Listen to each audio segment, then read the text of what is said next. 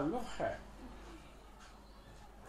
اس کے ابتدائی نمونے، اس پر ابتدائی تحقیق کرنے والے مستشرقین ہیں۔ مستشرق اس ادیب کو، اس مصنف کو کہتے ہیں جو یورپ میں بیٹھ کر ہندوستانی زبانوں کے بارے میں تحقیق کرتا ہے۔ جیسے کہ اپنے تعارفی لیکچر میں پروفیسر نسیم الدین فریس نے بتایا کہ پیرس میں بیٹھ کر گارساں دتاسی نے کلیات ولی کی تدوین کی تھی، اور دتاسی کی کلیات کی ترتیب و تدوین کے تقریباً 100 سال کے بعد اردو والوں کو خیال آیا کہ ولی کے دیوان کو مرتب کیا جانا چاہیے۔ گارساں دتاسی نے کون سی زبان میں؟ فرینچ زبان میں، فرانسیسی زبان میں ولی کا دیوان مرتب کیا تھا، اور اس کی 1935 میں یہ کام دتاسی نے پیرس میں بیٹھ کر کیا تھا، اور اس کے 100 سال کے بعد ہندوستان میں کلیات ولی کے ابتدائی ایڈیشن منظر عام پر آنے لگے، اور ان ابتدائی تدوین کے کاموں میں طرح طرح کی لغزشیں، فرو گزاشتیں اور غلطیاں ہم کو آگے بڑھنے سے روکتی ہیں۔ پہلے تو یہ کام سائنٹیفک طریقے سے مرتب نہیں کیا گیا تھا، جدید تدوین کے اصولوں کو پیش نظر نہیں رکھا گیا تھا، اور جس تدوین کار کو جو لفظ سمجھ میں آتا وہی لفظ دیوان ولی کو مرتب کرنے میں پیش کر دیتا۔ دیوان ولی کے کئی ایڈیشن ہندوستان اور پاکستان میں چھپے ہیں۔ ابراہیم ڈار نے بمبئی سے ایک ایڈیشن شائع کیا تھا جس میں ترتیب اور تدوین کی بے شمار غلطیاں تھیں۔ اس کے بعد مولوی عبدالحق کو خیال آیا کہ یہاں ہندوستان میں ولی کے متعدد نسخے ہیں، مخطوطے ہیں، ان کو پیش نظر رکھ کر ایک اچھا دیوان ولی مرتب ہونا چاہیے۔ چنانچہ یہ کام پہلے انہوں نے احسن مار حربی کے سپرد کیا۔ انہوں نے بڑی محنت سے اس کا پہلا ایڈیشن شائع کیا۔ اس کے بعد ڈاکٹر نور الحسن ہاشمی نے اس کو 1954 میں پاکستان سے شائع ہوا، اور یہی ایڈیشن اب تک بار بار شائع ہو رہا ہے۔ حال ہی میں قومی ترقی اردو کونسل برائے ترقی اردو کونسل سے ولی کا جو دیوان شائع ہوا ہے وہ نور الحسن ہاشمی کا مرتبہ دیوان ہے۔ اسی کی فوٹو کاپی، اسی کی نقل درپیش رہی ہے، اور نور الحسن ہاشمی کا مرتبہ دیوان ولی U P Urdu academy Lucknow سے بھی شائع ہوا ہے۔ ابھی بھی جب اتنے ایڈیشن نکل چکے ہیں دیوان ولی کے، اس وقت بھی ہم ولی کے کلام کا مطالعہ مخطوطات کی مدد سے کرتے ہیں، مخطوطات پڑھتے ہیں، تو ایسے اشعار ولی کے دیوان میں مل جاتے ہیں جو کسی بھی دیوان میں موجود نہیں ہیں۔ مثال کے طور پر ادارہ ادبیات اردو کہ ایک نسخے کا قلمی نسخے کا میں نے مطالعہ کیا تھا اور ایک مضمون اپنی کتاب نوادرات تحقیق میں مضمون لکھا تھا. اس کا عنوان ہے دیوان ولی کا ایک نادر مخطوطہ. تو یہاں میں نے یہ بات بتانے کی کوشش کی ہے کہ نور الحسن ہاشمی صاحب نے ولی کا کوئی شعر کس طرح نقل کیا ہے، احسن مارہروی صاحب نے اس شعر کو کس طرح نقل کیا ہے، کتنے الفاظ تبدیل کیے گئے ہیں، اور اسی طرح وہ کون سا شعر ہے جو کسی بھی نسخے میں موجود نہیں ہے. تو یہ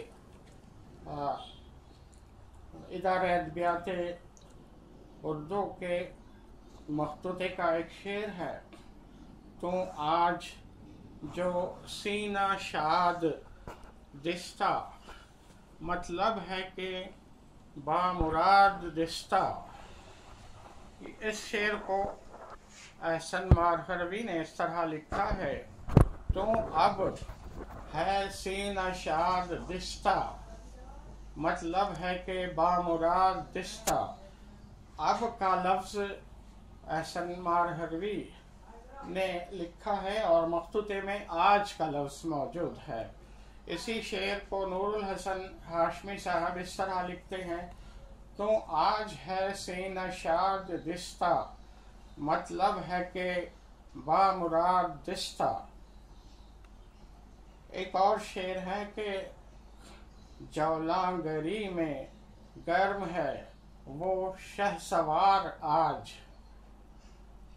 سینے سوں عاشقاں کے اٹھیا ہے غبار آج. ایک دلچسپ بات یہاں میں سنانا چاہتا ہوں. ایک اورنگ آباد کے بزرگ محقق ہیں، کیا نام،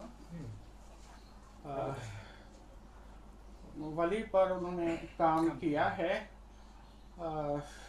مرزا ہاں کوئی مرزا صاحب ہیں، اور وہ ولی کے بارے میں تحقیق کرتے رہتے ہیں. ولی پر انہوں نے ایک کتاب بھی لکھی ہے، اور نئی نئی باتیں چونکا دینے والی باتیں پیش کرتے ہیں. اور انہوں نے اپنی تحقیق سے یہ ثابت کیا کہ اورنگ آباد میں ایک جولاہا نگری ہے اور ولی وہیں کے رہنے والے تھے.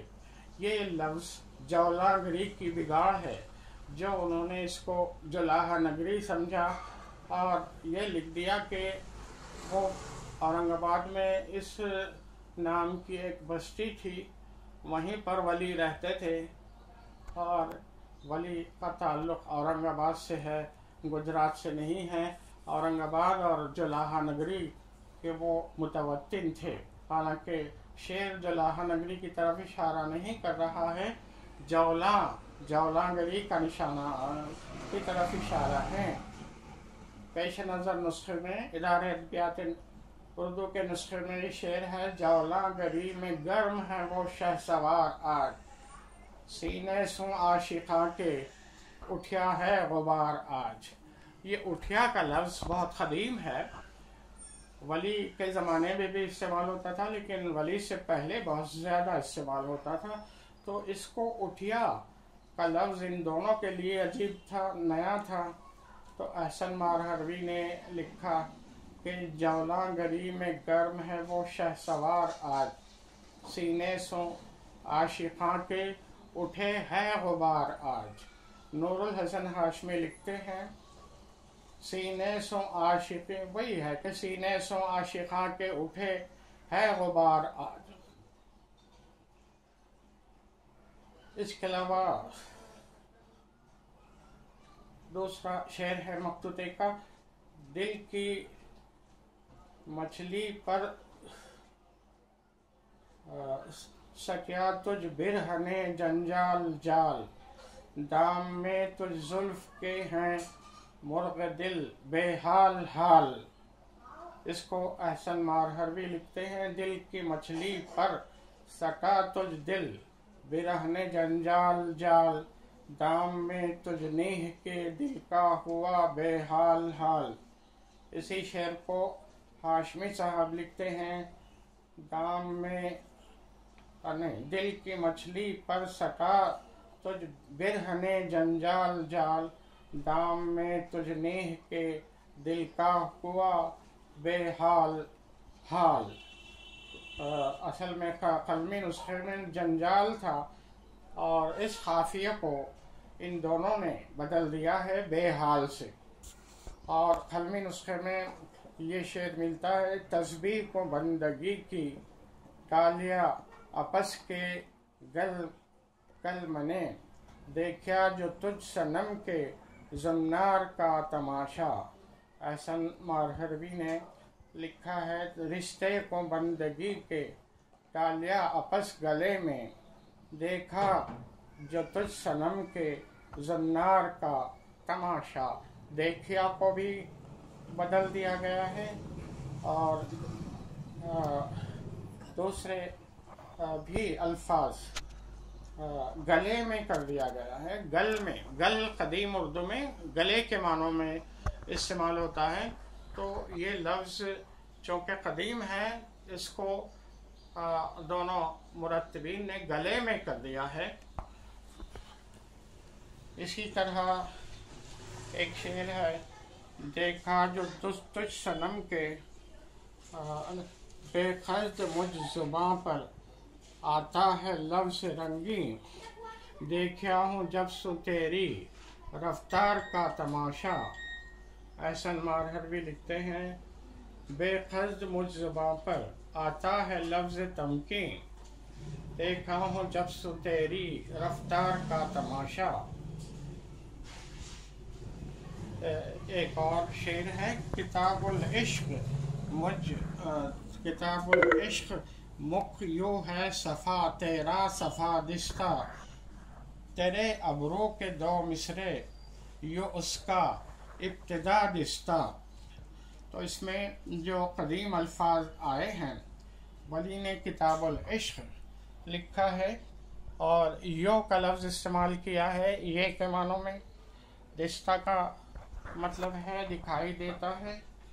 احسن مارہروی لکھتے ہیں کہ کتاب حسن یہ مکھ صفا میرا صفا دستہ.